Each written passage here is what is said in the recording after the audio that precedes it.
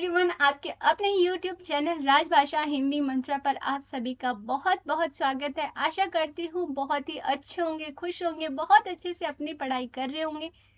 जैसा कि हमने प्रीवियस वीडियो में जो भाषा के आधार पर जो भौगोलिक क्षेत्र के आधार पर जो भाषा का वर्गीकरण किया गया था, उसको हमने बहुत ही डिटेल में पढ़ा था। तो जो आज का हमारा टॉपिक होने वाला है वो है हमारा भारतीय आर्य भाषा।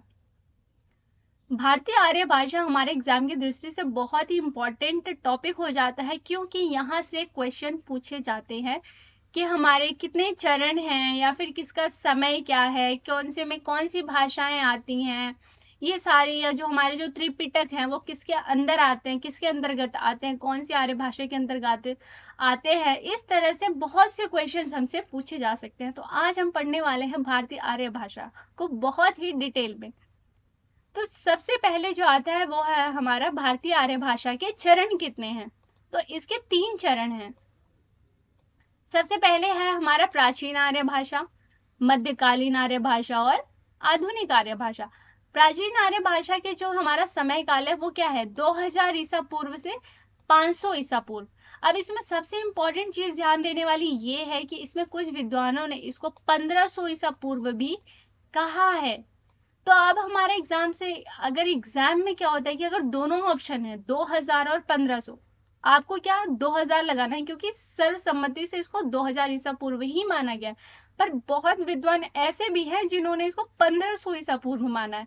तो इस तरह से करेक्ट हमारे दोनों हैं, बट ये होता है कि हमारे एग्जाम में किस तरह से क्वेश्चन आया है, किस तरह से वो पैटर्न सेट किया गया है, या फिर जो हमारे जो ऑप्शंस हैं वो कैसे दिए गए हैं, तो उस तरह से हम लगाते हैं आंसर। ठीक है, तो हमारा क्या, अगर 2000 और 1500 दोनों ही आपके ऑप्शंस में दिया गया है तो आप उसको 2000 ही ईसा पूर्व लगाएंगे। बट अगर 2000 नहीं है, सिर्फ 1500 ईसा पूर्व है, तो आप 1500 ईसा पूर्व के साथ जाएंगे।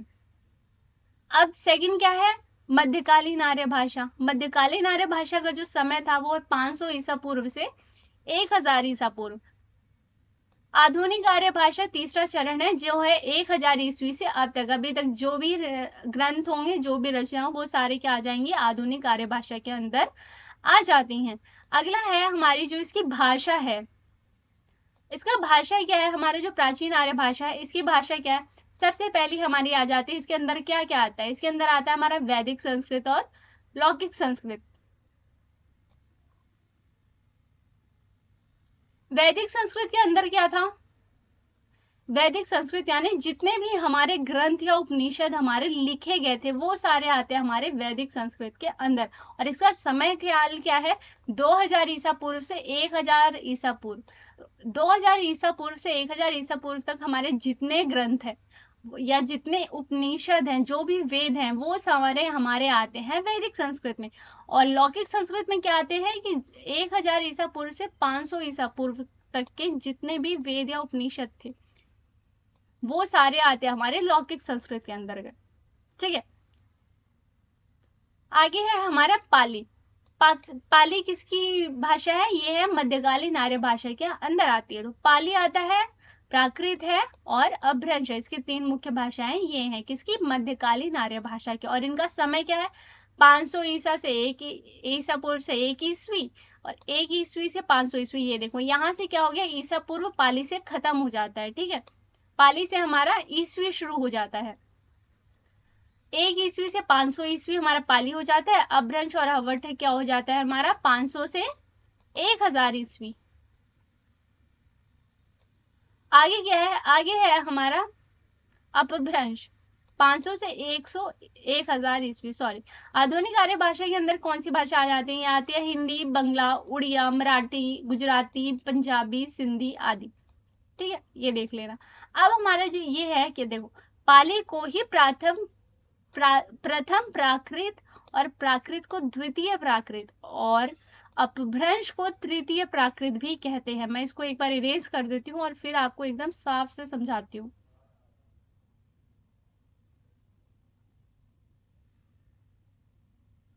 तो हमारा जो पाली है, देखिए, जो हमारा पाली है इसको सबसे पहले क्या कहा, इसको प्रथम प्राकृत भी कहा गया है।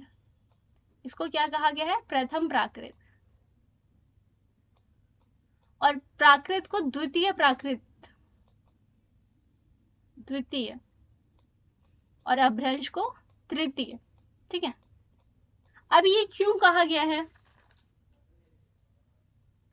तो पाली को प्रथम प्राकृत इसलिए कहा गया है कि जो प्रारंभिक भाषा थी वह प्राकृत ही थी। जो हमारी क्या थी, प्रारंभिक भाषा थी, वो क्या थी, प्राकृत थी। कुछ विद्वानों का मत है, ठीक है, कि वो कहते हैं कि जो हमारी प्रारंभिक भाषा थी वो पाली ना होके प्राकृत ही थी। ठीक है, जिसमें आम लोग बात करते थे, उसी प्राकृत भाषा का साहित्यिक रूप, मानकीकृत रूप पहले संस्कृत बना और संस्कृत के बाद पाली बनी। आया, इतना समझ आया?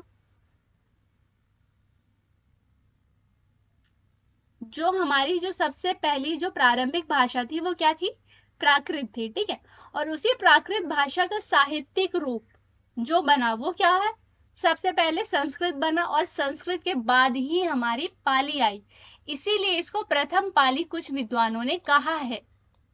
और पाली के बाद जाहिर सी बात है प्राकृत आती है, तो वो क्या हो जाएगी हमारी द्वितीय प्राकृत। प्राकृत के बाद हमारा आता है अपभ्रंश, और अपभ्रंश को क्या कहा, तृतीय प्राकृत। आई होप इतना क्लियर होगा। अब हम आगे बढ़ते हैं। जो हमारी सबसे पहली आती है ये प्राचीन आर्य भाषा, इसके अंदर क्या क्या आता है हम एक बार अच्छे से डिटेल में वो देख लेते हैं। तो हमारी प्राचीन आर्य भाषा, भारतीय आर्य भाषा जो है, उसमें आता है हमारा सबसे पहले आता है वैदिक संस्कृत। वैदिक संस्कृत के अंदर क्या क्या आता था वो देख लेते हैं। तो यह विश्व की प्राचीनतम भाषा है। जो हमारी वैदिक संस्कृत है वो क्या है, विश्व की प्राचीनतम भाषा है। इसी भाषा में चारों वेदों की रचना हुई है। चारों वेदों की किसमें रचना हुई है, तो वो सारी हुई है वैदिक संस्कृत में हुई है।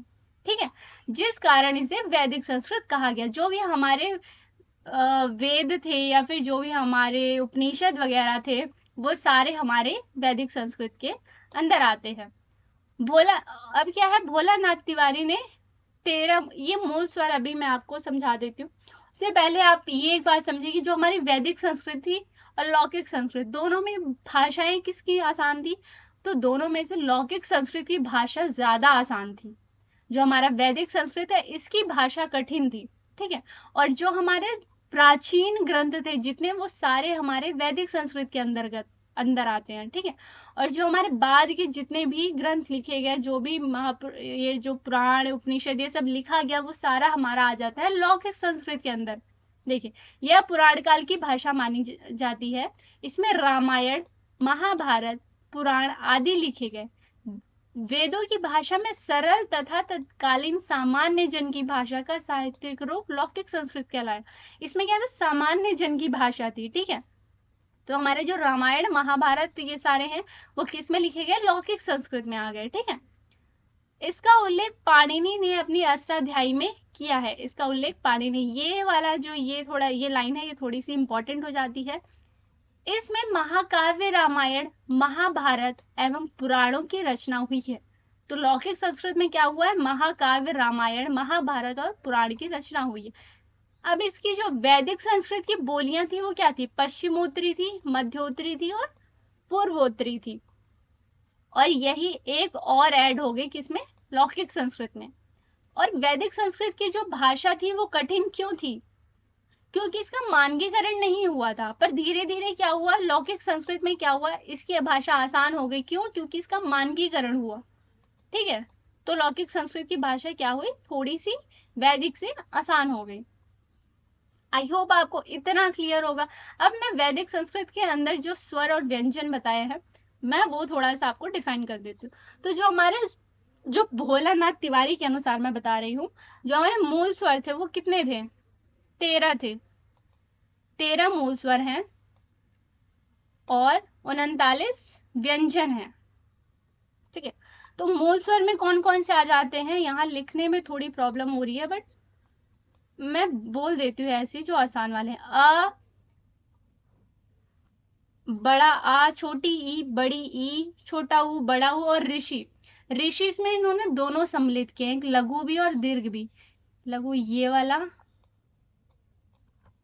और दीर्घ, इस तरह से जो होता है ये वाला री, इन्होंने क्या किया, इन दोनों को ही इसमें शामिल किया है, और इस वाले री को भी, इसको। तो देखो आपको ये 3 चीजें ध्यान रखनी है कि भोलानाथ तिवारी ने वैदिक संस्कृत के अंदर इन 3 स्वरों को और सम्मिलित किया है, ठीक है। तो ये चीज याद रख लेना। और व्यंजन जो है वो सारे क वर्ग से लेकर के प वर्ग तक सारे हैं, ये वो 25 हो जाते हैं। और उसके बाद क्या है इंपॉर्टेंट इसमें आ जाता है, इन्होंने ये जो स से षटकोण है, व्यंजन में स से षटकोण, इसको नहीं लिया है, बाकी ह तक लिया है। और ये और 2 ल इस तरह, ये वाला जो ल होता है एक हमारा, ये इसको लिया है। और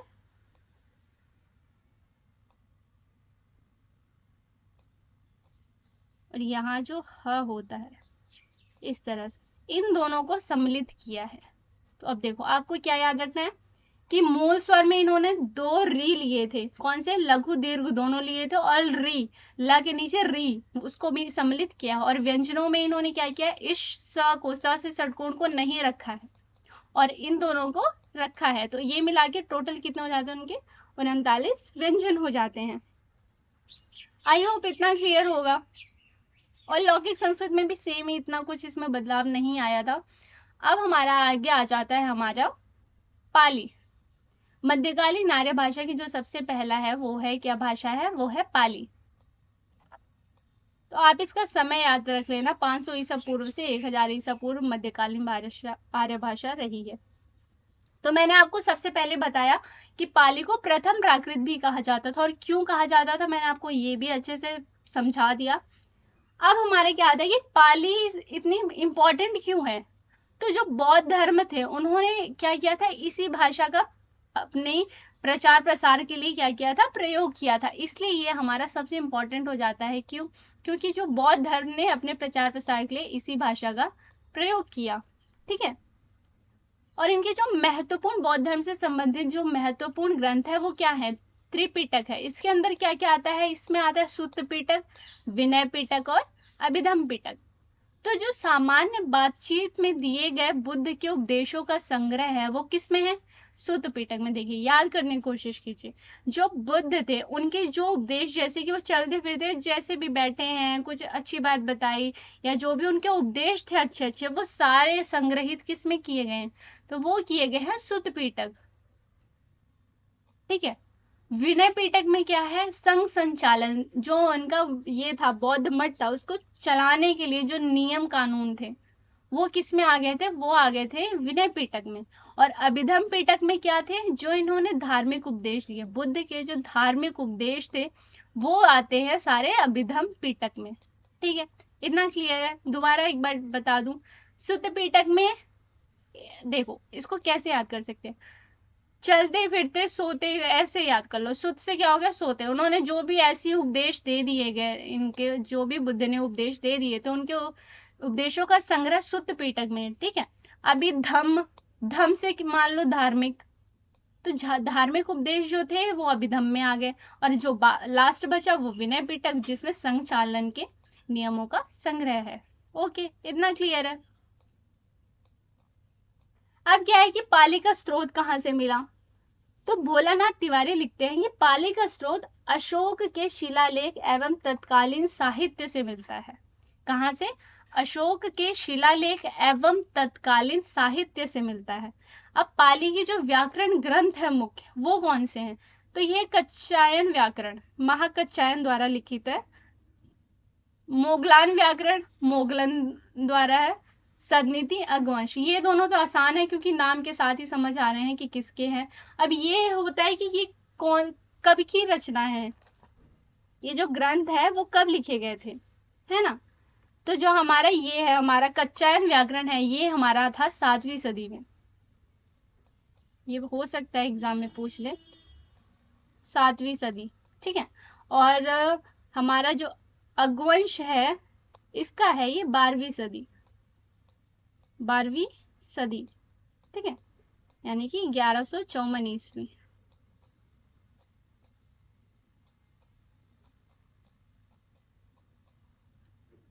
अब क्या हो जाता है, इतना क्लियर है। अब हमारा आ जाता है पाली भाषा का जो प्रदेश था, किस विद्वान ने कहां से पाली भाषा का कहां का प्रदेश माना है। तो हमारे जो विद्वान थे ग्रियर्सन, राहुल सांकृत्यायन, श्रीलंकाई बौद्ध, इन्होंने कहां से माना है, मगध से माना है। ठीक है। सुनीति कुमार चटर्जी, उदय नारायण तिवारी मध्य प्रदेश से मानते हैं। देवेंद्र नाथ शर्मा मानते हैं मथुरा के आसपास के क्षेत्र। रीस डेविड मानते हैं कोसल, और ओल्डेन वर्ग मानते हैं कलिंग। अब देखिए भोलानाथ तिवारी भी कहां से मानते हैं, वो भी मध्य प्रदेश से ही मानते हैं। अब हमारा पाली का जो आता है वो हमारे होता है कि इनकी जो स्वर व्यंजन थे वो कितने माने गए हैं। बहुत इंपॉर्टेंट क्वेश्चन है, ये आ सकता है कि जो हमारे जो पाली के जो मूल स्वर थे वो कितने थे, 10 हैं। ठीक है, मूल स्वर कितने हैं, 10 है। इसमें ह्रस्व अलग है, दीर्घ अलग है। मैं यहाँ से दिखा देती हूँ आपको, देखो ह्रस्व क्या है, अ, ई, उ, ए और ओ। दीर्घ है आ, ई, उ, ये थोड़ी सी गलती है, ए आएगा, बड़ा ए जो होता है ए की मात्रा वाला, और ये ओ हो जाएगा, ओ नहीं ओ हो जाएगा। ठीक है। और इसमें जो व्यंजन है हमारे, ये देखो टोटल ये है 8 10। ठीक है, मैं रेड कलर ले लेती हूँ ताकि आपको सही से दिखे। ये कितने हैं, कितने व्यंजन हैं, पाली की कितने स्वर हैं, सॉरी 10 स्वर माने हैं। किसने माने हैं, देखो कच्चायन ने 8 माना है और बाकी सबने कितने माने हैं, 10। ठीक है। अगर पूछा जाता है कि पाली के कितने स्वर हैं कच्चायन के अनुसार, तो आप 8 लगाएंगे, नहीं तो 10 लगाएंगे। ठीक है। आगे जो होता है हमारा वो आ जाता है व्यंजन क्या है। तो इसमें क वर्ग पूरा है, च वर्ग है, ट वर्ग, त वर्ग, प वर्ग, इनको मिलाकर के हो जाते हैं पूरे 25। य र ल व स, देखो इन्होंने भी श से षटकोण वाला नहीं लिया है ना, वैदिक संस्कृत में भी नहीं लिया था, याद रखना। और ये भी लिया है इन्होंने। और ये अंक को क्या कहते हैं, अंक को इन्होंने निगहित कहा है। याद रखना कि अंक को क्या कहा है, निगहित कहा गया है इसमें।